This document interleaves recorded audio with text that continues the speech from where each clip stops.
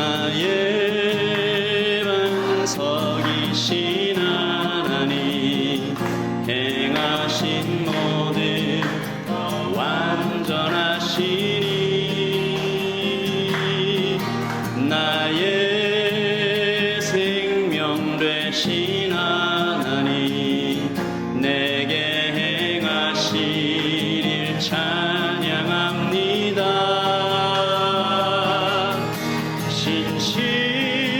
신실하신 하나님, 실수가 없으신 좋으신 나의 주,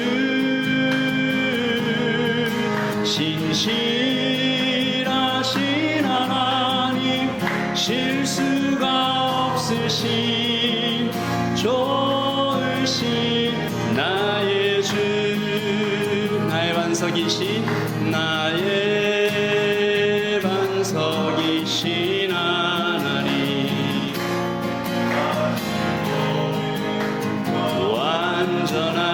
완전하시니, 나의 생명 되신 하나님, 행하신 찬양합니다.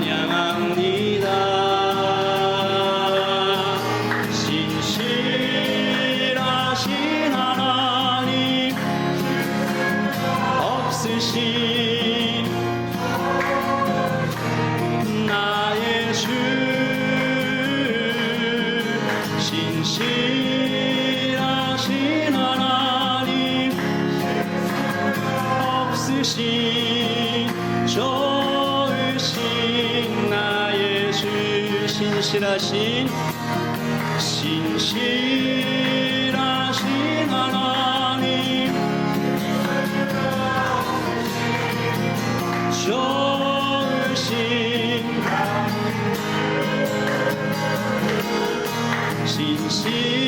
신실하신 하나님, 없으신 좋으신 나의 주,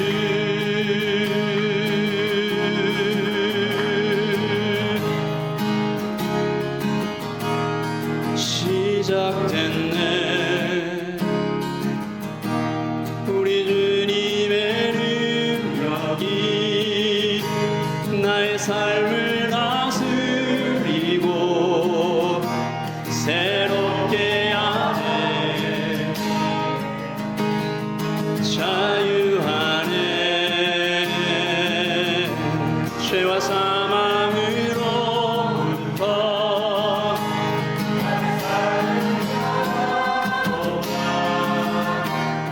충만하네,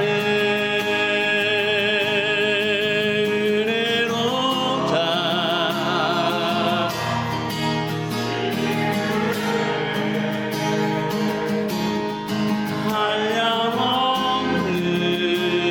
한량없는 주의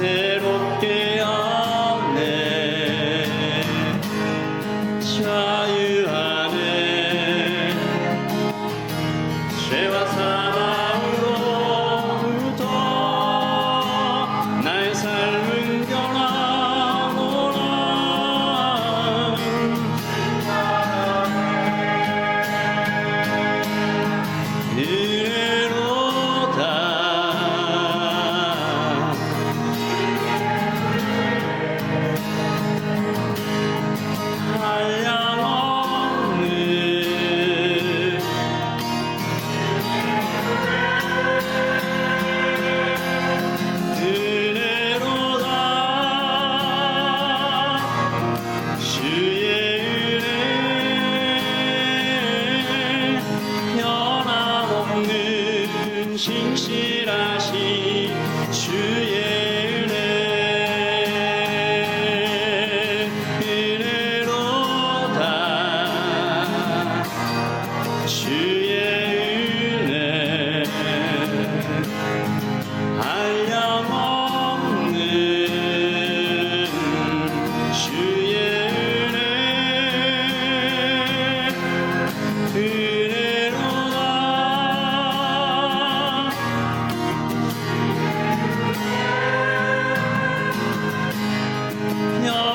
변함없는 신실하신 주의 은혜 변함없는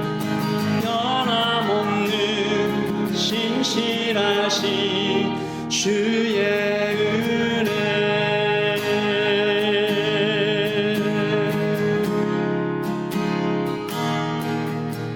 나의 사랑 너는 어여쁘고 참 귀하다. 어느 보석보다 귀하다. 내가 사랑스럽지 않을 때 너를 온전히 사랑해. 너와 함께하여 내가 왔노라. 나의 사랑 이 사랑은 결코 변치 않아. 모든 계절 돌보시네. 풀은 마르고 꽃은 시드나 주의 말씀은 신실해. 실수가 없으신 주만 바라라.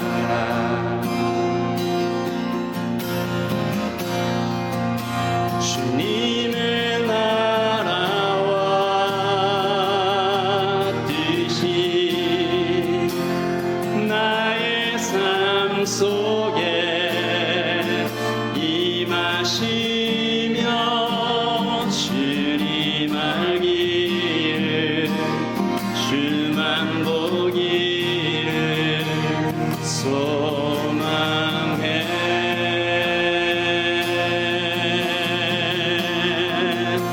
거룩히 살아갈 힘과 두려움 없는 믿음 주신 나의 하나님. 완전한 사랑 찬양해. 주님의 나라와 뜻이 삶 속에 임하시며 주님 알기를 주만 보기를 소망해.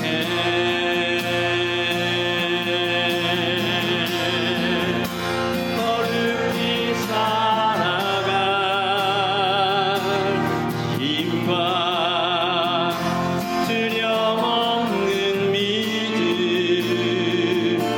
주신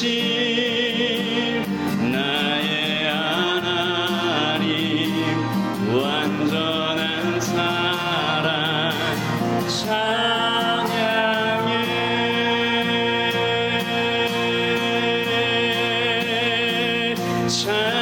찬양하리.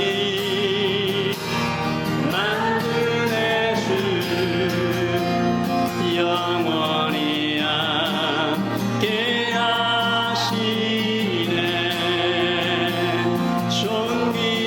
존귀하신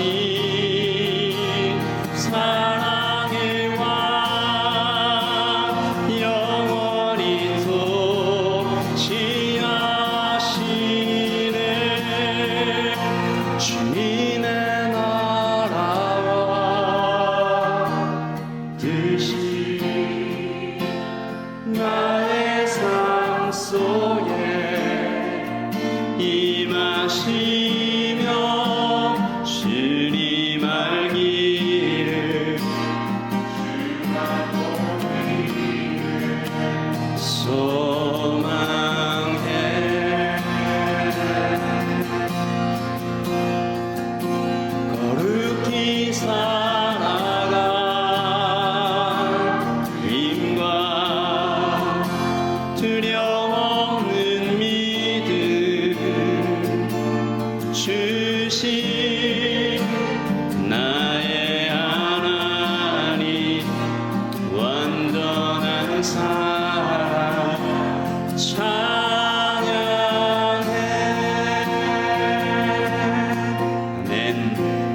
자리에 앉으셔서 기도하겠습니다.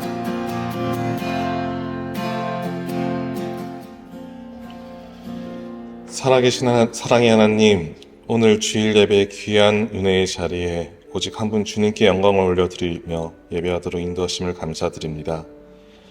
죄로 인해 죽을 수밖에 없었던 우리를 십자가 사랑으로 구원하시고 하나님 나라의 백성으로 삼아주셔서 기쁨과 환희의 삶을 살도록 인도하신 하나님의 크신 은혜에 진심으로 감사를 드립니다. 하나님, 지난 한 주간 세상 가운데 살면서 주의 자녀로서 그리스도인의 향기를 나타내지 못하고 내 생각, 내 뜻에 따라 살며 헛된 것에 사로잡혀 주님의 영광을 드러내지 못했던 삶을 살아왔음을 고백합니다. 이 시간 예배를 통하여 저의 심령을 새롭게 변화시켜 주시어 복음의 진리를 확실히 깨닫고 더욱 굳건한 믿음이 되게 하여 주시길 기도합니다. 저희는 부족하고 어리석으며 연약한 존재이기에 죄의 유혹에 늘 넘어지고 실족할 수밖에 없으니 주님의 영으로 함께 하시어 새 힘을 얻게 하시고 모든 불의와 악을 능히 물리치게 하여 주시옵소서. 이 시간 예배 가운데 온전한 회개의 역사가 나타나 주님 앞에 정결한 모습으로 영광 올려드리는 저희 모두가 되게 하여 주시길 기도합니다. 주님, 이 자리에 현재 육적으로, 심적으로, 그리고 영적으로 아파하고 힘들어하는 지체들이 있습니다. 저희는 스스로 아무것도 해결할 수 없음을 고백합니다. 주님만이 저희의 유일한 치유자임을 고백합니다. 주님, 치유의 손으로 각 지체 한 사람 한 사람 아픈 곳, 상한 곳을 치유하여 주실 것을 믿습니다. 이 시간 하나님의 크신 계획 가운데 세워진 라이트 처치를 위해 기도합니다. 언제나 이 교회를 지키시고 성령님의 임재 가운데 이끌어 주심을 감사드립니다. 주님께서 친히 당신의 영으로 세워주신 귀한 교회이오니 이 교회가 주님의 몸으로서 하나님의 기쁨이 되는 교회가 될 수 있도록 인도해 주시옵소서. 지난주부터 시작된 다니엘 기도회를 위해 기도드립니다. 저희 라이프 처치 식구들을 포함해 많은 이들이 이 기도회를 통해 주님을 더욱 알게 되고 주님만이 우리의 소망이고 치료자임을 고백하고 감사드리는 귀중한 시간이 되길 기도합니다.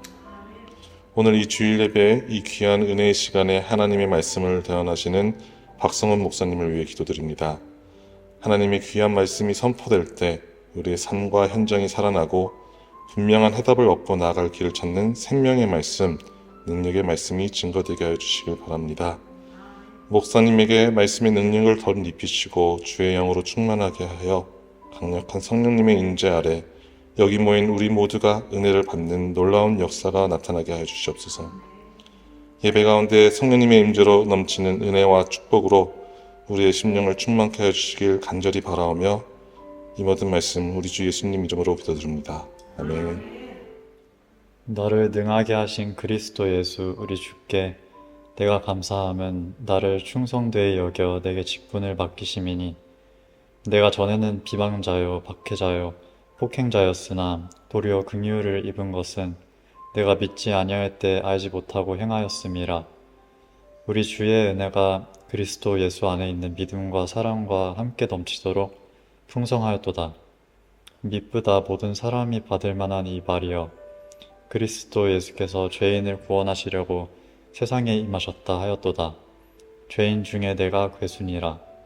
그러나 내가 긍휼을 입은 까닭은 예수 그리스도께서 내게 먼저 일체 오래 참으심을 보이사 후에 주를 믿어 영생 얻은 자들에게 본이 되게 하려 하심이라.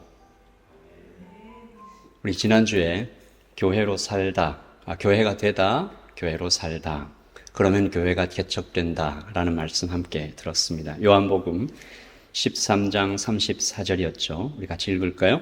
새 계명을 너희에게 주노니 서로 사랑하라. 내가 너희를 사랑한 것 같이. 하나님의 사랑을 듬뿍 받아야 교회가 됩니다. 그러니까 우리가 사랑하기 전에 먼저 해야 할 것은 하나님의 사랑을 아는 것입니다. 호세아 선지자가 얘기했던 것처럼 하나님을 알자, 힘써 알자. 하나님이 어떤 분이신지 계속 알아가자. 잘 알게 되면, 제대로 알게 되면 사랑하게 됩니다. 그것을 우리가 교회로 산다라고 표현했습니다. 여러분, 교회로 잘 살고 계십니까? 옆에 있는, 가까이 있는 사람들 사랑하고 계십니까? 그리고 그 사랑이 이렇게 넘쳐 흐르면 35절 시작. 너희가 서로 사랑하면 이로써 모든 사람이 너희가 내 제자인 줄 알리라. 아멘. 다른 것 없는 것 같아요. 저 사람들이 어떻게 이런 사랑을 하지? 어떻게 이렇게 나에게 잘해주지? 나를 어떻게 참아주지? 어떻게 이런 나를 용서해 줄 수 있지? 라고 그 사람들이 감탄할 때 교회는 개척됩니다. 너희가 가지고 있는 소망에 관한 이유를 묻는 사람들이 생길 거다. 너 그런 형편인데 어떻게 기뻐할 수 있니? 너 그렇게 몸도 아프고 그렇게 정말 너무 고생하고 있는데 어떻게 너 안에서는 그렇게 소망이 막 넘쳐 흐르니? 어떻게 내가 너를 사랑해줘도 시원치 않은데 너가 나를 사랑해주니? 이게 교회가 개척된다는 얘기죠. 오늘은 교회가 되었고 교회로 살고 교회를 개척하며 평생 살았던 사람, 바로 그 사람을 좀 만나보려고 합니다. 이 요한복음 13장 34절과 35절에 어쩌면 그 모델이 되는 사람, 예수님을 제외하고 정말 또 한 사람의 모델이라고 하면 이 사람이겠죠. 사랑이 흘러 넘치고 넘쳐 수많은 교회를 개척했던 사람 누굽니까? 사도 바울입니다. 제가 매년 11월이 되면 다니엘 기도회를 이제 교회적으로 함께 하는데 그 다니엘 기도에 참 그런 사람들이 많이 나오는 것 같아요. 사랑을 이렇게 막 실천하는 사람들.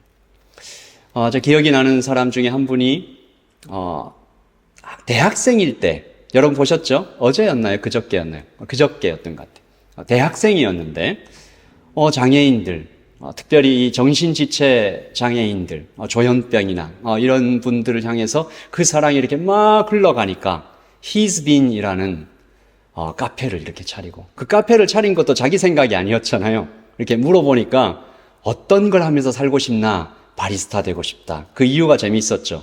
당시에 드라마에서 바리스타가 너무 멋있게 나오니까, 커피 프린스인가요? 너무 멋있게 나오니까 다 바리스타 되고 싶다. 그래서 포항제철 쳐다가가지고 이런 일 하고 싶다. 대학생한테 이 정도 돈을 준 건 처음이다. 그렇게 시작된 일들. 북한을 탈출해서 그 선교사님을 만나서 제가 읽어봤거든요. 셋째 날인가 강사로 오셨던 그 여자분, 북한을 탈출했는데 보통은 그렇게 탈출하면 중국에서 이상한 사람 만나면 고생을 엄청 하는데 그 나무 위키인가 위키피디아에 그렇게 써있더라고요. 이 사람은 운 좋게도 선교사를 만나, 이렇게 돼 있어요. 이 세상 사람들은 운 좋게도 이렇게 쓰는 거죠. 이 사람은 운 좋게도 선교사를 만나, 이렇게 들어온 거죠. 그 사랑을 나누면서 살고 있는 많은 사람을 봤습니다. 여러분도 저도 그렇게 평생 살아가면서 사랑을 많이 나누며 살아가는, 그 사랑의 빛을 이렇게 뿜어내는 그런 성도들 되시기를 예수님의 이름으로 축복합니다. 바울은 예수 믿고 나서 생긴 이름이고 그전에는 사울이었죠. 이 사람은 유대 공동체에서 당시에 꽤 유명한 사람이었습니다. 어떤 걸로 유명했을까요? 스펙 끝판왕. 당시에 어떤 스승의 제자냐, 이게 되게 중요했거든요. 당시에 3대 랍비 중에 한 분인 가말리엘이라는 분의 수제자, 그리고 로마에서는 관원, 그리고 대제사장의 스페셜 에이전트, 이런 것들을 세 가지를 다 함께 갖고 있었어요. 제가 설교를 준비하면서 스펙 끝판왕 이걸 한번 찾아보니까 대체로 그런 게 나오더라고요. 강남 결혼정보회사 이런 게 나오던데, 거기에 몇 년 전에 그 신랑감 후보에 대한 등급표가 유출이 돼가지고 그 결혼정보회사들이 좀 고생한 적이 있습니다. 그때 A 플러스 등급이 뭐냐 보니까 키 185, 몸무게 75, 대머리거나 보기 심한 흉터가 없어야 될 것, 집안 재산이 100억 이상이어야 할 것, 그리고 직업은 서울대 법대를 졸업한 판사. 이렇게 하면 이제 A 플러스 되더라고요. 그 기사와 나란히 소개된 한 기사가 있었는데, 조니 킴이라는 스펙 끝판왕, 실존하는 인물. 사진 한번 볼까요? 저도 되게 놀랐어요. 특수부대 네이비실 요원이었대요. 그러니까 특공대죠. 근데 하버드 의대를 또 졸업해요. 그래서 의사가 됩니다. 그 해군 소령으로 재직하다가 해군 항공대 조종사로 넘어가더니 조금 있다가 나사의 우주비행사로 선발되는 뭐 이런 사람이 실제로 존재하기도 하더라고요. 조금 결이 다르기도 하지만 사울도 이분하고 정말 견주어도 지금으로 얘기하면 하버드, 스탠포드 박사학위가 여러 개가 있는 거죠. 최연소 국회의원 정도, 그리고 CIA의 최고 요원, 그 세 가지가 함께 있는 그런 사람이죠. 거기에다가 신앙도 대단했습니다. 엄청난 스펙이 있으니까 자기 성공을 위해서 이렇게 막 달려가도 될 텐데 대제사장을 찾아가죠. 그리고 이렇게 얘기합니다. 저를 한번 따라서 해주시죠. 하나님을 위해 헌신하고 싶습니다. 이 얘기를 한 거죠. 제 평생 하나님을 위해 헌신하고 싶습니다.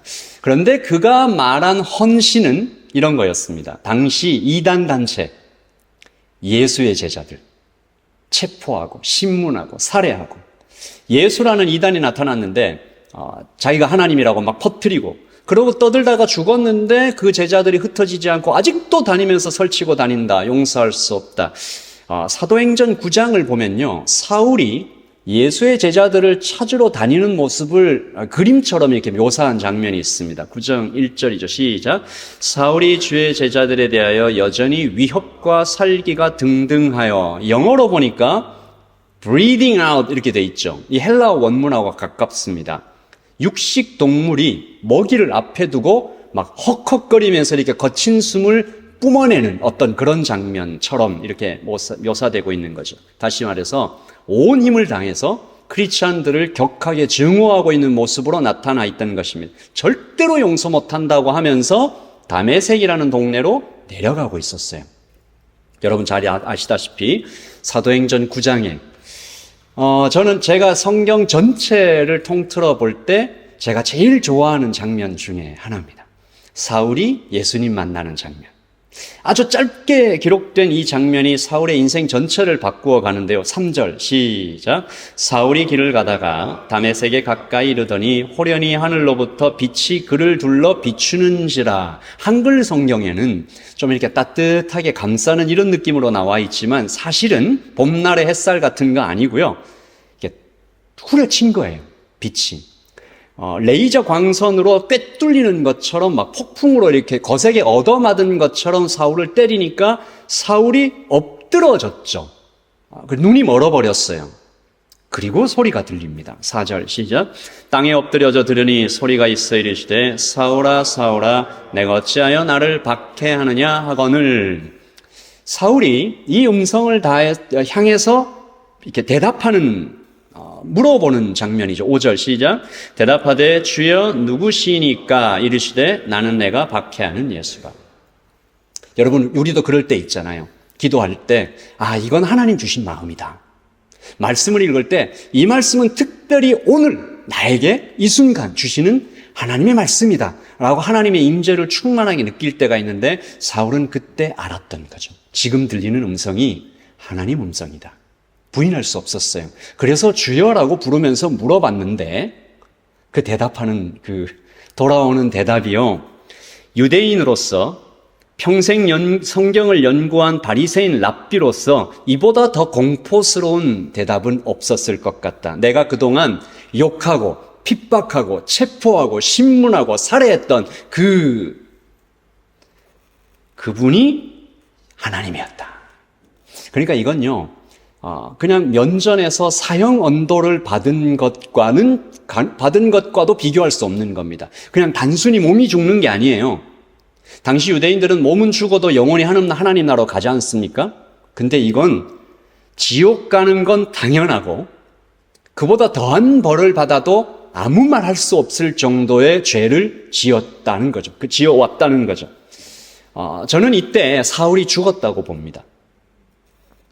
육체만 살아있는 거죠. 사회적으로, 심리적으로, 영적으로 죽은 거죠. 몸만, 이 육체만 껍데기처럼 남아있는 것입니다. 제가 설교를 준비하면서 나도 그런 순간이 있었을까? 여러분도 한번 생각해 보세요. 지금까지 믿어왔던 모든 것이 한순간에 무너지고 사람한테 배신당할 때 이런 느낌이 좀 들 수 있을 것 같아요. 나 지금까지 믿어왔던 모든 것이 한순간에 무너지고 또 온 힘을 다해서 어떤 일을 열심히 해왔는데 아무 소용없는 일이, 혹은 그 일이 세상 쓰레기 같은 짓이었다라는 것이 밝혀질 때, 부흥이라는 찬양을 작곡했던 고형원 선교사님께서 해외로 선교를 가신 적이 있습니다. 하나님 마음을 따라서 어떤 나라로 선교사로 갔는데 선교가 너무 안 돼요. 사역이 너무 안 풀려요. 그래서 답답한 마음에 집 근처 언덕을 이렇게 오르면서 하나님께 막 기도했습니다. 하나님, 이 사람들은 왜 복음을 이렇게 안 받아들이고, 예수 믿는 성도들도 좀 그렇고, 이 좋은 복음을 왜 듣지를 않습니까? 언제입니까? 라고 이렇게 막 기도를 하고 있는데, 그때 들리는 하나님의 음성 같은 어떤 느낌이, 너는 누구냐? 그래서 선교사입니다. 복음을 전하러 왔습니다. 라고 얘기하니까 그때 또 대답이, 아니, 너는 복음을 전하고 있는 것이 아니라 불평광, 차별광, 높이 앉아서 낮춰보는 눈으로 그곳에, 그 다음 이 단어가 굉장히 충격적이었어요. 그곳에 죄를 전하고 있다. 그곳에 죄를 뿌리고 있다. 그곳에 죄를 이렇게, 그날 선교사님은 정말 온 몸이 눈물이 된 것처럼, 몸이 다 녹아버리는 것처럼 울었다. 이렇게 써 있습니다. 사울이 그랬을 것 같아요. 사울이 그날 죽고 다시 태어납니다. 우리 이걸 회심이라고 하잖아요. born again, 거듭남. 그래서 사도 바울이 되죠. 그때 사울이 교회가 되었습니다. 제가 이번에서 이제 멜번에서 이제 한 청년을 만났어요. 한 청년을 만나서 이렇게 같이 이렇게 쭉 걸어가면서 하나님을 알고자 하는 어떤 청년이었습니다. 그 청년에게 제가 하나님 만난 이야기, 저도 이렇게 제가 하나님 만난 이야기를 하다 보니까 저도 죽다가 살았더라고요. 어느 날 중학교 때 교회에 이제 정말 너무 힘들어서 찾아간 교회에, 그 교회에 있던 제 친구가 너 기도해야 돼 라고 저를 붙잡아서 자갈밭으로 데려가가지고 여기서 기도해서 하나님 만나야 돼. 자갈밭에 무릎 꿇고 기도하는데 무릎이 너무 아파서 열심히 기도했습니다. 빨리 만나려고. 너 언제까지 기도해야 돼? 라고 하니까 그 친구가 방언 받을 때까지 기도해야 돼. 너 방언 못 받으면 못 일어나. 하여튼 말도 안 되는 그런 믿음이었지만, 너무 무릎이 아프고 또 하나님 나도 만나고 싶으니까 막 기도했는데 어느 순간 제 입에서 이렇게 방언이 툭 터질 때, 제가 그때 내가 방언을 했다는 사실보다 저에게 하나님이 찾아오셨다는 사실이 더 충격적이었습니다. 그러니까 그때 중학생 때 중학생들이 이렇게 유행처럼 읽고 있었던 책이 있었는데 코스모스라는 책이었습니다. 굉장히 두꺼운 책이었는데요. 혹시 읽어보신 분 계십니까? 코스모스. 우주에 대한 책이었어요. 우주는 얼마나 크고 얼마나 아름답고 이런 것들을 막 두껍게 해놓은 책인데 그 생각이 들더라고요. 그 큰 우주에서 우리 은하계, 우리 태양계, 지구 같은 이 작은 별에, 그리고 한국에, 그리고 한국에서도 완전 시골 김천에, 그 김천에서도 아주 작은 교회에, 그리고 그 교회에서도 이제 막 예수님 믿은 정말 아무것도 아닌 것 같은 나에게 하나님이 찾아오셨다.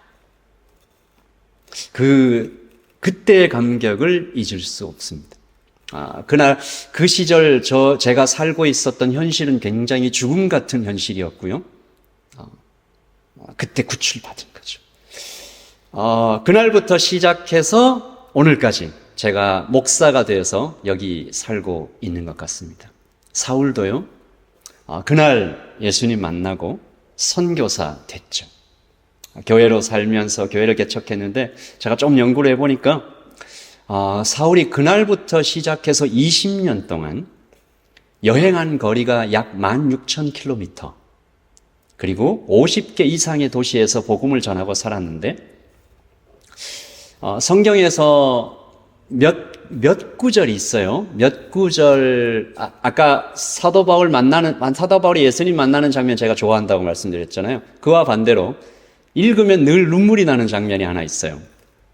여러분도 아마 그러실 것 같은데 사도 바울이 자기 인생 뒤돌아보면서 했던 마치 회고록 같은 말씀인데 고린도후서 11장 24절에서 27절입니다.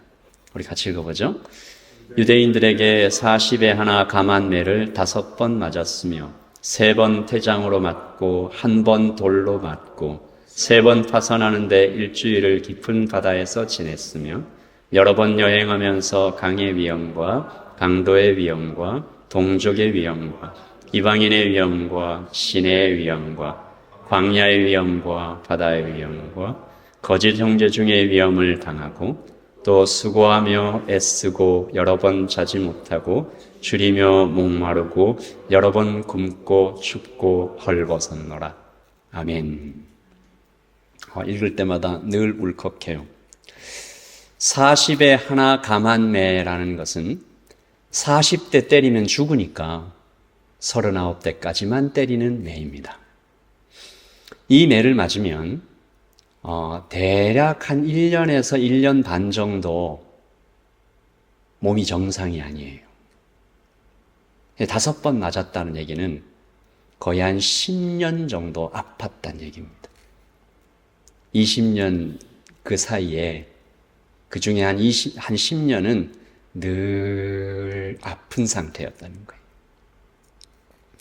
그리고 3번 태장으로 맞고 그가 받은 사랑이 그를 이렇게 이끌어간 거죠. 오늘 우리가 읽은 디모데전서는 그가 인생 말년에 쓴 편지입니다. 그는 지금 어디 있나요? 반모라는 섬에 갇혀 있는 거죠. 감옥에 갇혀 있는 건 아니지만 그 섬 바깥으로 나갈 수 없는 한국 드라마 같은 데 보면 왜 귀양 간다 그러잖아요. 거기 유배당해서 거기서 아들 디모데에게 쓴 편지입니다. 그래서 디모데 첫 번째 보낸 편지를 디모데 전서, 두 번째 보낸 편지를 디모데 후서. 디모데가 왜 아들인가요? 사도 바울 결혼 안 했는데 아들 같은, 아들보다 더 아들 같은 그런 제자죠. 배 아파서 낳은 아들은 아니지만 영혼으로 낳은 아들. 복음서 그 신약 성경을 읽어보면 사도 바울이 이렇게 낳은 제자들이 꽤 됩니다. 그 중에서 가장 아들 같은 제자 디모데. 바울이 이 섬에서 내가 못 나가고 여기서 죽겠구나 라는 생각을 확신할 때 그때 쓴. 그러니까 이 편지는 유언 같은 편지죠. 아버지가 아들에게 보내는 유언 같은 편지. 이 대목에 이르러서 저도 생각을 좀 해봤습니다. 제가 인생 마지막에 내가 곧 죽겠구나, 올해를 못 넘기겠구나, 혹은 이번 달을 못 넘기겠구나 라는 생각을 하면 그때 내 아들에게 편지를 뭐라고 쓸까라고 생각을 좀 해봤습니다. 여러 말이 있겠지만 한마디밖에 생각이 안 나더라고요. 여기 아들이 있어서 굉장히 재밌게 됐는데, 아들, 예수님 잘 믿고 사랑하며 살아라. 이렇게 쓸 것 같아요. 사도도 비슷하게 쓴 것 같습니다. 험한 세상에 두고 가는 아들 디모데. 이 아들 디모데는 아들이기도 하지만 목사이기도 하지 않습니까? 그러니까 사도 바울이 지금까지 해왔던 사역을 넘겨주고 가야 되는 목사 디모데에게 무슨 말을 해요? 여러분 같으면 뭐라고 쓰겠어요? 아들 같은 제자, 그리고 교회를 넘겨주고, 그리고 그 당시에 예수님 믿기 너무 힘들었잖아요. 막 죽어나가고. 막 그럴 때 그 아들에게, 그 제자에게, 목사에게, 후임 목사에게 편지를 쓴다면 뭐라고 쓸 것 같아요? 저도 여러 가지 생각을 해봤거든요. 근데 디모데전서, 디모데후서를 읽어보면 여러분 저를 한번 따라서 하십시다. 다시 복음을 전하다. 네, 사도 바울은 디모데에게 다시 복음을 전합니다. 이게 굉장히 저한테 좀 무거웠어요.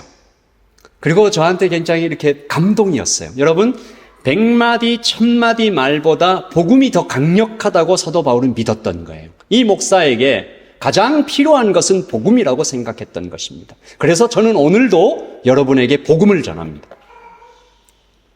여러분에게 가장 필요한 건 복음입니다.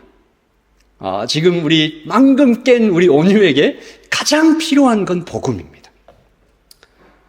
여러분 직장을 구하고 결혼을 앞두고 또 여러 가지 고민 가운데 있는 여러분에게 정말 필요한 것은 좋은 사람 소개해 주는 것도 좋지만 복음이 필요합니다. 목사에게도 저도 요즘 집을 구하러 다니고 있는데 집을 구하러 다니는 저에게도 복음이 필요합니다.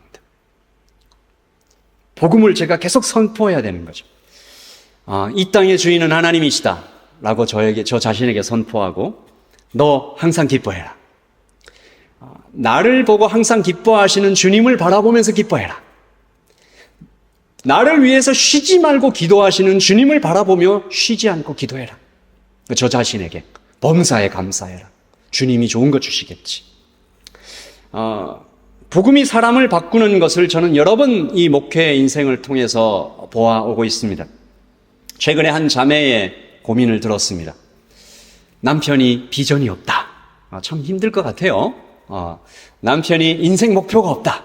나는 이렇게 열심히 살고 있는데 우리 남편은 비전도 없고 인생 목표도 없고 답답하고 좀 느린 것 같고 세상 너무 그냥 편하게 살고 있는 것 같고 나만 고생인 것 같다 라고 얘기했을 때 제가 뭐라고 그랬을까요?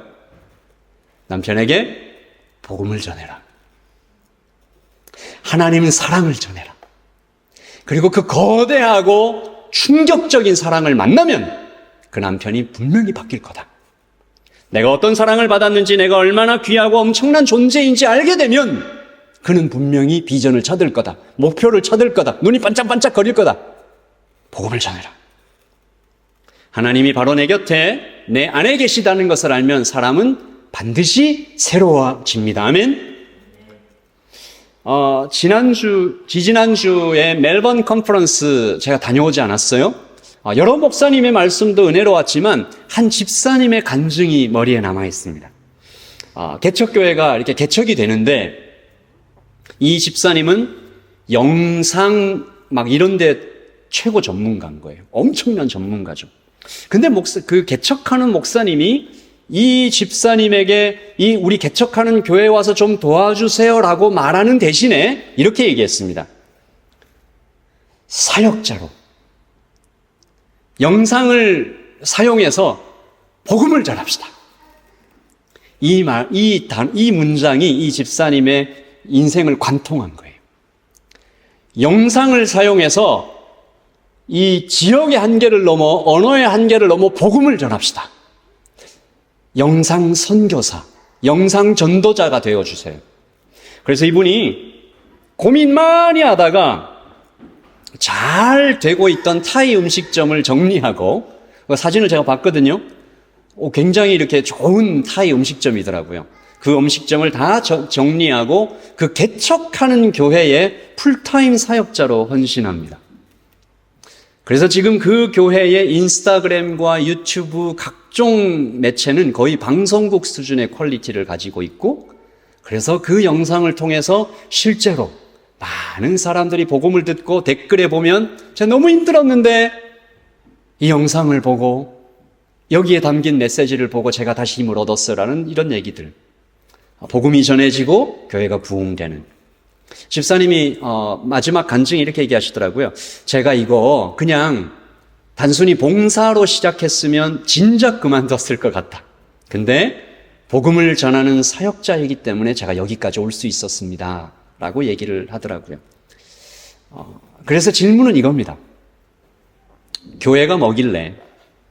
복음이 뭐길래? 어떤 사람은 자신의 인생 전체를 거기에 다 드리고 사도 바울은 40에 하나 감한매를 5번을 맞으면서 평생을 그렇게 16,000km를 여행하면서 50개나 되는 도시를 그 당시에 배 타지 않으면 다 걷는 거예요. 그렇게 했을까? 여러분 제가 한 몇 주 전쯤에 여러분에게 한번 소개한 적이 있죠? 한국에 복음이 처음 들어왔을 때 천주교가 먼저 들어왔잖아요. 김대건 신부님 만주로 가서 한국 최초의 신부가 되기 위하여 10년 동안 준비하고 그 사이에 또 한국 왔다 갔다 하다가 죽을 만큼 고생하고 10년 마치는 날 한국 들어와서 복음 전하다가 얼마 만에 순교했다고요? 1년 반 만에. 그 다음에 함께 갔던 또 한 분의 신부가 들어오는데 그분은 160개 정도 되는 전국에 있는 전도서를 매일 걸어 다니다가 과로사로 사망합니다. 그래서 김대건 신부님을 피의 사제, 그리고 그 다음 신부님을 땀의 사제라고 부른다. 도대체 하나님의 사랑이 뭐길래, 복음이 뭐길래 사람들 이렇게까지 하는 것일까? 오늘 사도가 디모데에게 전했던 이 디모데 전서 이 이야기 속에 복음이 뭔지 있습니다. 교회가 뭔지 있습니다. 우리 어떻게 살아가야 되는지 이 해답들이 있는 거예요. 제가 쭉 읽어 나가면서 설교를 위하여 계속 읽어 나갈 때 사실은 이게 한 문장으로 딱 정리가 되더라고요. 우리가 너무 잘 알고 있는 팀 켈러의 복음 고백입니다. 우리 같이 고백해 볼까요? 시작.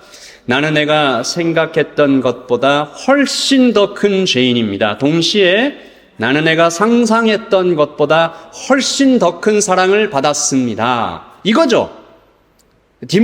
사도는 디모데에게 이 얘기를 하고 있는 겁니다. 첫째, 나는 내 생각보다 더 큰 죄인입니다 라는 얘기를 그는 이렇게 하는 거죠. 13절 시작. 내가 전에는 비방자요 박해자요 폭행자였다. 비방자는 블래스페머라고 해서 신성모독이죠. 말과 행동으로 그리스도를 부인하고 다른 사람들에게도 부인해라 라고 강요했던, 박해자는 야생동물처럼 이 교회를 사냥했다. 폭행자는 깡패처럼 폭력적으로 그 일을 했다. 그래서 바울은 자기 자신을 향해서 이렇게 부르죠. 15절 시작. 죄인 중에 내가 그래서 sinners of whom I'm the worst. 이게요 그냥 오다 가다 하는 한 말이 아니고 성경에 기록된 고백입니다. 그러니까 사도 바울은 이걸 완전 진심으로 했단 얘기예요. 그냥 그 존재 전체를 통과해서 나온 고백이라는 얘기죠. 이 고백은 진화했습니다. 사도 바울이 가장 처음에는 나는 사도 중에 가장 작은 자다. 이 말은 아까 제가 뭐라고 그랬어요? 이 사도 바울이 스펙급한왕이라고 그랬잖아요.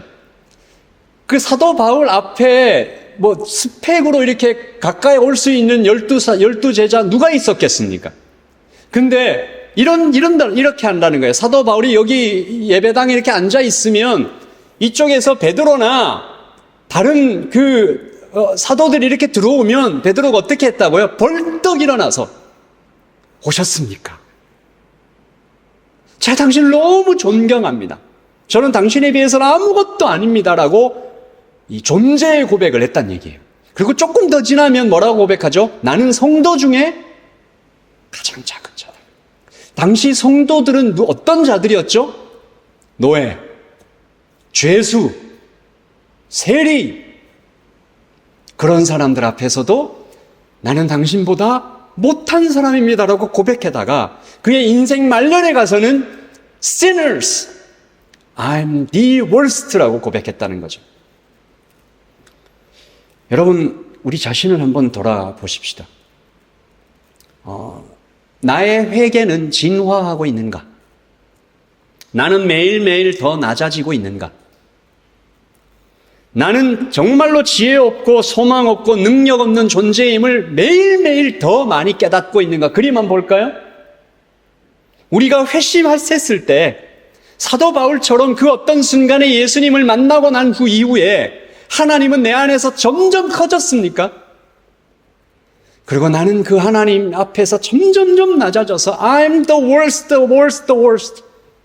그래서 예수님의 십자가를 의지하지 않으면 살아갈 수가 없는 그런 복음의 감격들을 우리가 누려가고 있냐 이 말입니다. 하지만 우리가 낮아지기만 하면 안 되죠. 사도 바울이 그냥 계속 낮아지기만 했으면 살았겠습니까? 그냥 극단적인 선택을 하고 말았겠죠. 동시에 하나님께서 이렇게 끌어올려서 올려주시는 사랑을 만났다는 거죠. 2번 시작. 나는 상상도 못 해본 사랑을 받았습니다. 제가 동영상을 하나 준비했는데요. 이 어떤 컵에 깨끗한 물이 담겨 있는데 거기에다가 누가 더러운 혹은 그 까만 잉크를 이렇게 떨어뜨렸어요. 이 잔의 물을 어떻게 깨끗하게 할 수 있을까? 네, 여기까지 보겠습니다. 그 다음 말씀 한번 볼까요? 자, 같이 읽겠습니다. 시작. 우리 주의 은혜가 넘치도록 풍성하였도다. 제가 원래 여기서 하려고 그랬거든요. 물 갖다 놓고 막 붓고 이렇게 하려고 했는데 이게 형편상 안 되겠다 해서 영상으로 가져왔습니다. 어떤 더러운 물이라도 넘치도록 무한하게 깨끗한 물을 거기 계속 부으면 깨끗해지기 마련입니다. 깨끗해진 거죠. 12절입니다. 시작. 나를 능하게 하신 그리스도 예수 우리 주께 내가 감사함은 나를 충성되이 여겨 내게 직분을 맡기심이니. 여기서 이제 사도 바울의 감격이 시작되는 거예요. 내가 용서만 받아도 땡큐. 용서만 받아도 그냥 감격. 근데 그 정도에서 하나님 멈추지 않으시는 거죠. 너는 그냥 단순히 용서받으려고 단순히 이 말 하는 걸 좀 용서해 주십시오. 너는 그냥 단순히 천국 가는 걸로 끝날 인생이 아니야. 너는 어마어마한 직분을 받았어. 사명을 받았어. 9장 15절 시작. 이 사람은 내가 뽑은 인재로서 내 이름을 이방인들과 제왕들과 이스라엘 백성들에게 널리 전파할 사람이다. 하나님이 하시는 말씀이죠. 어제 다니엘 기도에서 한 분이 그런 간증을 하시더라고요. 참 어려운 간증이었을 것 같아요. 본인의 아들이 마약을 투약하고 그것도 2번이나. 그래서 전과 3범이 되고 그런데 그분이 자기 아들을 향해서 이 말씀을 계속 선포하고 있대요. 회복될 거다. 아무리 더러워도 아무리 상했어도 하나님이 용서하시고 결국은 복음을 전하는 일꾼으로 이 아들을 세우실 거다. 복음 안에서만, 복음 아니면 어떻게 이런 고백을 할 수 있을까? 여러분 아멘 하십시오. 우리가 그런 존재입니다. 하나님께서 용서하실 뿐만 아니라 하나님께서 크게 사용하실, 특별하게 사도가요, 그 다메섹에서 예수님 만나고 용서받고 나에게 사명이 있다라는 것을 깨닫고 난 다음에 거의 막 머리가 터질 지경이 돼서 아라비아 사막으로 들어갑니다. 말씀 한번 볼까요? 갈라디아서 1장 17절 시작. 또 나보다 먼저 사도된 자들을 만나려고 예루살렘으로 가지 아니하고 아라비아로 갔다가 다시 다메섹으로 돌아가노라. 그 사막에서 3년 동안 복음을 공부합니다. 구약 다 펴놓고 그리고 예수님께서 하신 말씀들 어디 구해와서 다 펴놓고 구약 전체와 예수님께서 하신 말씀과 그리고 그 예언의 이루어짐과 이런 것들을 깊이 공부하는 거예요. 그래서 정리가 딱 돼 나가서 오늘 이 복음 고백이 그렇게 완성되는 거죠. 15절 우리 한번 다시 읽겠습니다.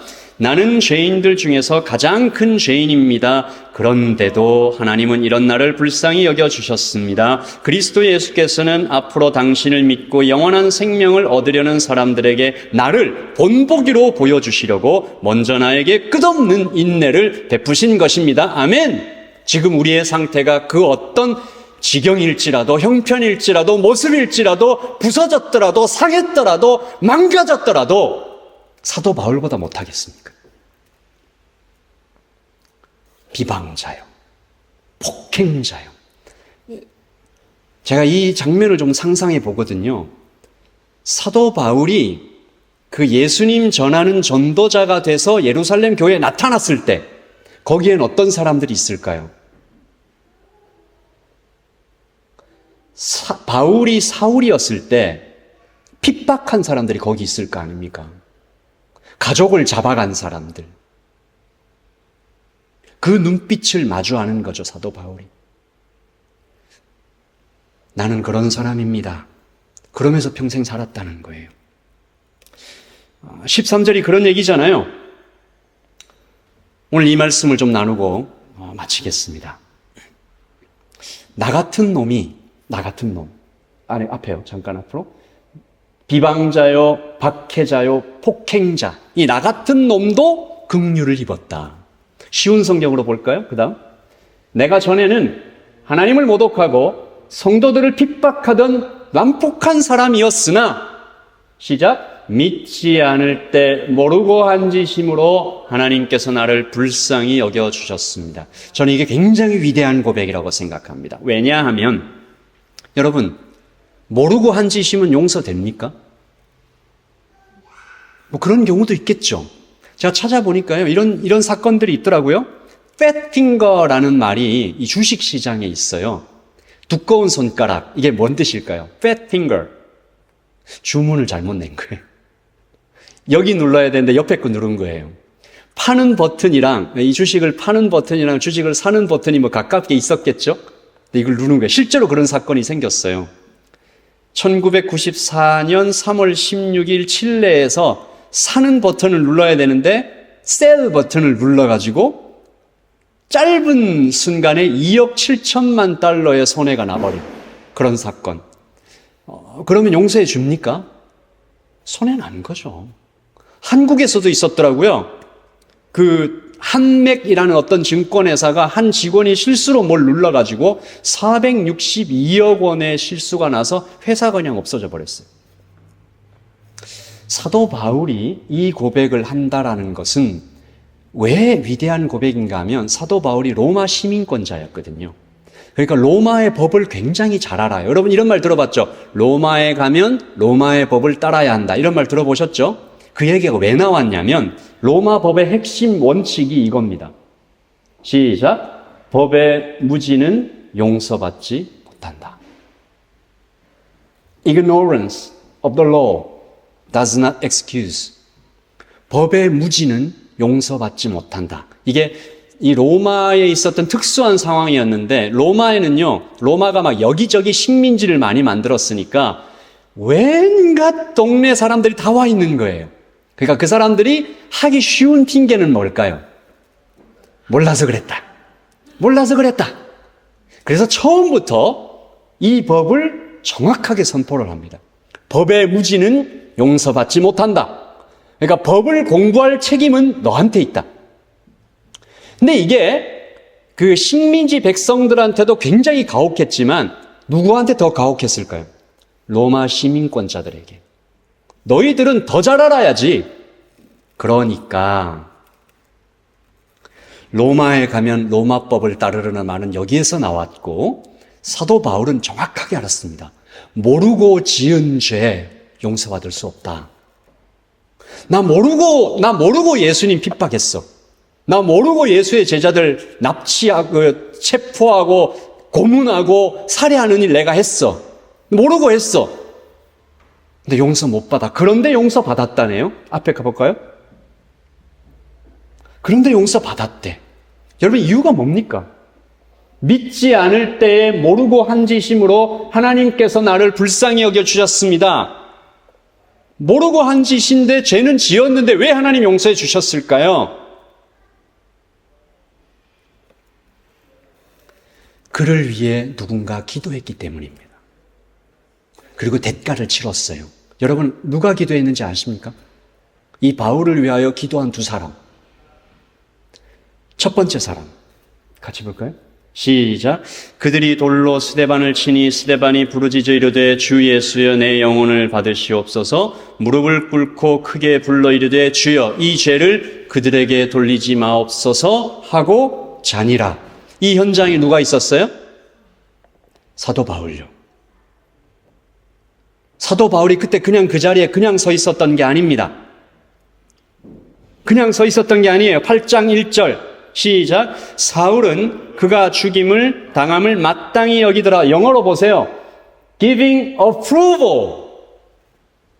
승인했다. 로마의 관원으로서 거기 있었던 거예요. 죽여도 된다. 죽어 마땅한 사람이다. 그런데 그를 위하여 스데반이 기도했습니다. 그리고 또 한 사람. 시작. 이에 예수께서 이르시되 아버지 저들을 사하여 주옵소서. 자기들이 하는 것을 알지 못함이다 하시더라. 그들이 그의 옷을 나눠 제비 뽑을세. 여러분 이 기도입니다. Father, forgive Saul, for he do not know what he is doing. 예수님이 사울을 위하여 기도하셨습니다. 그러니까 사도 사울이 바울 된 것은 두 사람의 기도 응답입니다.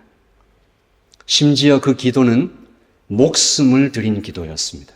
스데반도 자기 목숨을 드렸고 예수님도 자기 목숨을 드려 하나님, 아버지, 모르고 한 짓이니까 용서해 주세요. 제 목숨을 대가로 드립니다. 제 목숨을 드립니다. 모르고 한 짓이니까 용서해 주세요. 지금은 그런 수련회가 많이 없는데 제가 중학교, 고등학교 때는 한국에 그런 수련회가 많았습니다. 중고등부 수련회인데 꼭 자기 친구를 데려가요. 안 믿는 친구 데려가요. 그래서 그 친구가 가가지고 도대체 산속으로 들어가잖아요. 옛날 수련회는 막 들어가면 못 나와요. 다 차도 없기 때문에. 거기서 막 이게 죽을 뻔하는데 그 친구들이 이제 막 정말 사랑으로 그냥 수련회 기간 동안 계속 돌보다가 저녁 집회 날 어떻게 하냐 하면 그 친구를 데려온 친구는 옆에 있는 조그만 방에 가고 그리고 불신자 친구는 이 집회장에 앉아서 복음을 듣고 이제 기도회를 시작하면 옆에 그 친구 데려온 친구들은 뭐라고 기도한 줄 알아요? 주님, 제 목숨을 드립니다. 제 친구 구원해 주세요. 그렇게 기도했어요. 주님, 지금 제 목숨을 가져가셔도 좋으니까 제 이 옆방에 있는 내 친구 오늘 복음 듣고 예수님 만나게 해주세요. 정말 많은 사람들이 그날 밤 기도회에 예수님을 만납니다. 그런 얘기도 있더라고요. 그 데려간 20명 정도의 친구가 다 복음 믿었는데 마지막 한 명이 안 믿고 끝까지 남아 있었는데 산 내려가다가 예수님 믿었다고. 왜? 그 목사님이 짐 들고 내려가는 장면 보고 이러면서 그런 얘기도 있었는데 여러분 저를 한번 따라서 해주십시다. 사울이 받았던 은혜는 공짜가 아니었습니다. 사울은 알았던 거죠. 나의 죄는 스데반이 목숨을 바쳐야 할 만큼, 나의 죄는 하나님이 목숨을 바쳐야 할 만큼 끔찍하고 지독한 것이었다. 그러나 내가 용서받았다. 나는 도대체 얼마나 큰 사랑을 받은 것인가. 이런 거죠. 그래서 사도 바울이 그 얘기를 한 겁니다. 우리 다 같이 일어나서 이 말씀을 좀 읽고 모르겠습니다. 우리가 어느 정도의 깊이로 이 고백을 드릴 수 있을지 모르겠어요. 우리는 나는 비방자도 아니고 박해자도 복행자도 아닌데 라고 생각할 수도 있겠죠. 그러나 우리도 평생을 살아가면서 은혜 받은 것은 상상 못한 사랑을 받은 것은 똑같잖아요. 그래서 오늘 그 바울의 마음으로 들어가서 나는 내가 생각한 것보다 더 끔찍한 죄인이었는데 나는 상상도 못할 큰 사랑을 받았다. 이 마음을 우리 13절부터 15절까지 우리의 마음으로 고백합니다. 시작. 내가 전에는 비방자요 박해자요 폭행자였으나 도리어 긍휼을 입은 것은 내가 믿지 아니할 때 알지 못하고 행하였음이라. 우리 주의 은혜가 그리스도 예수 안에 있는 믿음과 사랑과 함께 넘치도록 풍성하였도다. 미쁘다. 모든 사람이 받을 만한 이 말이여 그리스도 예수께서 죄인을 구원하시려고 세상에 임하셨다 하였도다. 내가 죄인 중에 내가 괴순이라. 아멘. 여기까지가 교회가 되는 장면입니다. 그리고 그 다음 말씀, 교회로 사는 장면이죠. 그리고 교회가 개척되는 장면이죠. 시작. 그러나 내가 긍휼을 입은 까닭은, 그 다음 말씀 16절. 16절에 없나요? 그럼 저를 따라하세요. 그러나 내가 긍휼을 입은 까닭은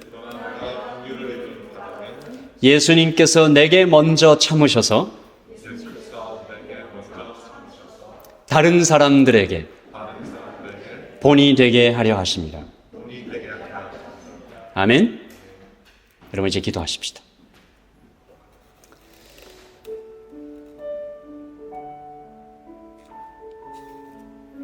나는 내가 생각했던 것보다 더 심한 죄인이고 나는 생각했던 것보다 더 큰 사랑을 받았음을 우리가 계속 기억할 때 예수님의 기도 속에는 우리도 있습니다. 아버지, 저들을 사하여 주시옵소서. 자기들이 하는 것을 알지 못함이니이다. 여러분, 우리도 믿음 없을 때 수많은 짓을 했습니다. 우리 믿음 없어서 많이 불안하고 걱정하고 불평하고 차별하고 미워하고 무시하고 다른 사람에게도 그렇게 많이 했고요. 나 자신에게도 나 자신을 향해서도 한 것 같습니다. 하나님이 너무 귀하다. 너 하나님의 딸이다. 너 하나님의 아들이다라고 계속 얘기하시는데 아니요. 저는 쓸모없어요. 하나님 가슴에 못 박는 일을 많이 했습니다.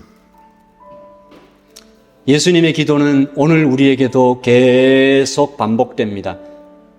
아버지여, 저들을 사하여 주시옵소서. 자기들이 하는 일을 알지 못합니다. 우리 그 사랑을 지금 계속 받고 있습니다. 우리 시간 기도하실 때 내가 이 사랑을 왜 받았을까?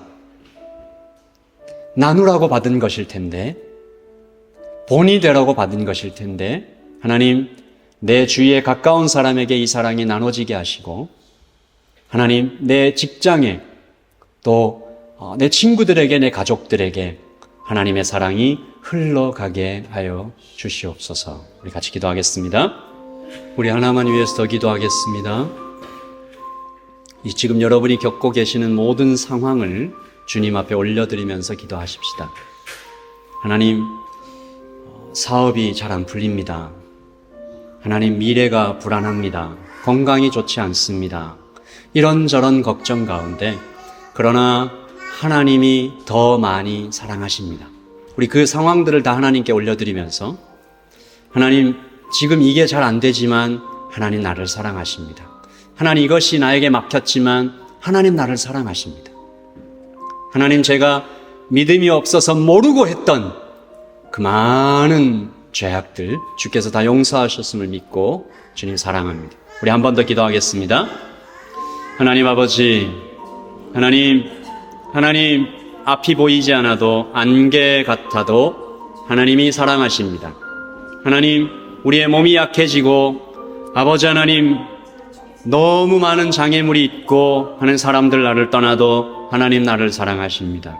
아버지 하나님, 사도 바울이 법의 무지는 용서받지 못한다는 것을 알면서도 내가 모르고 했기 때문에 용서하셨다라는 그 복음을 발견하여 예수님께서 자신을 위하여 기도하셨다는 사실, 스데반이 자신을 위하여 기도하셨다는 사실, 하나님 지금도 우리 주님께서 쉬지 않고 기도하고 계심을 발견해서 우리는 범사에 감사합니다. 우리는 항상 기뻐합니다. 주님, 그 복음으로 다시 살아내는 이번 한 주간 우리의 평생 되게 하여 주시옵소서. 아멘. 우리 아마 처음 들어보시는 분도 계실 텐데 이번 주 다니엘 기도에서 제가 배운 찬양이거든요. 성경 말씀 그대로 돼 있더라고요. 사도 바울의 고백입니다. 우리도 이런 고백을 평생 하면서 살아갈 수 있으면 참 좋겠다라는 생각을 해봤습니다.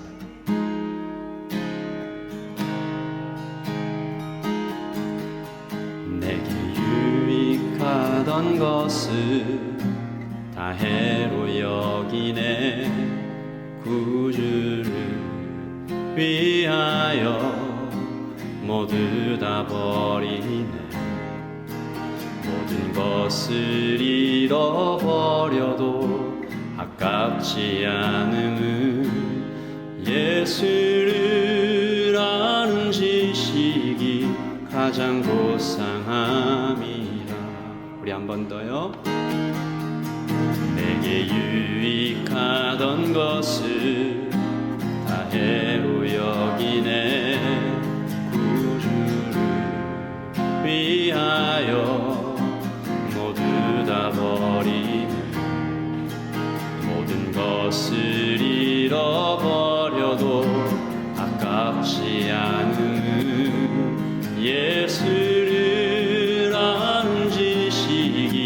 가장 고상함이니라.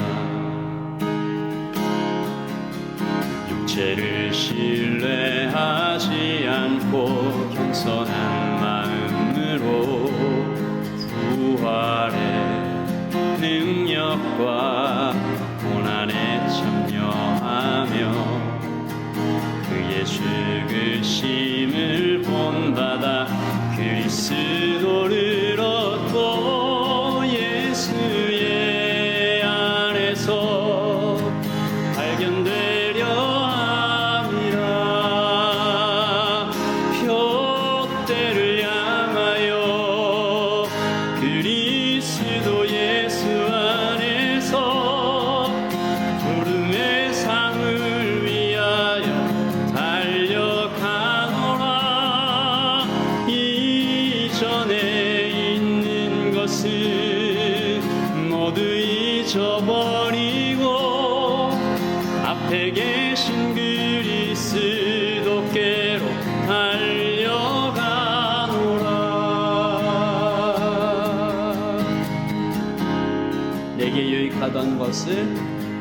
내게 유익하던 것을 우리 이렇게 함께 살아가십시다. 구주를 위하여 모두 다 버리고 모든 것을 잃어버려도 값지 않음은 예수를 아는 지식이 가장 고상함이니.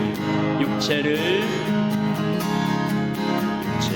신뢰하지 않고 겸손한 마음으로 부활의 능력과 고난에 참여하며 그의 죽으심을 본받아 그리스도를 얻고 예수의 안에서 발견되려 함이라. 표대를 향하여 그리스도 예수 안에서 부름의 상을 위하여 달려가노라. 이전에 있는 것을 모두 잊어버리고 앞에 계신 그리스도께 달려가노라. 표대를 향하여 그리스도 예수 안에서 부름의 상을 위하여 달려가노라. 이전에 있는 것을 모두 잊어버리고 앞에 계신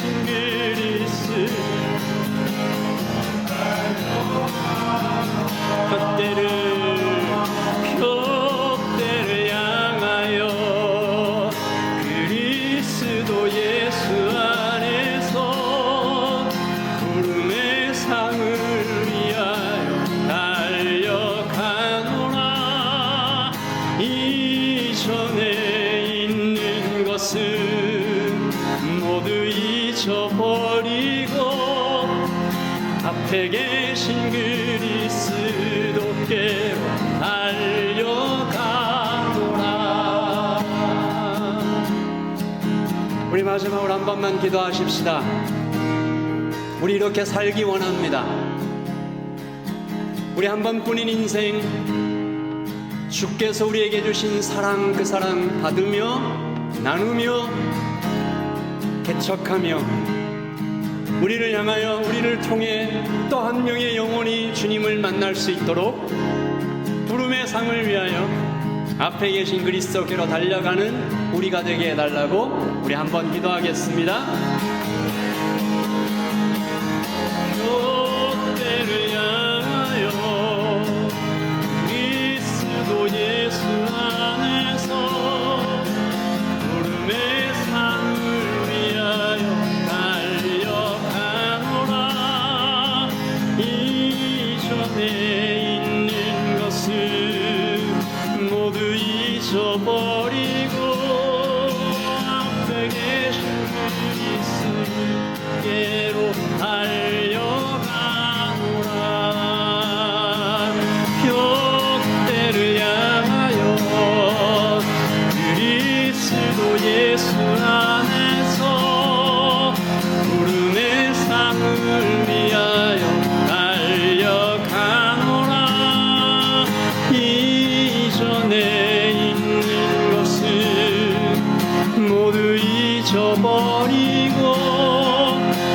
앞에 계신 그리스도께로 달려가노라.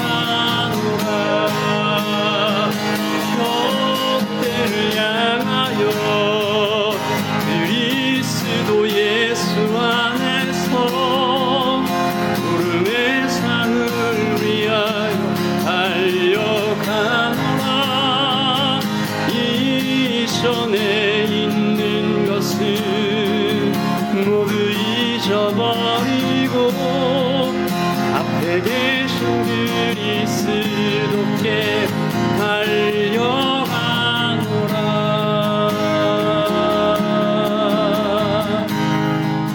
하나님, 우리가 받은 사랑을 자꾸만 잊어버립니다. 죄송합니다. 더 달라고 하고 있습니다. 비교하고 있습니다. 죄송합니다.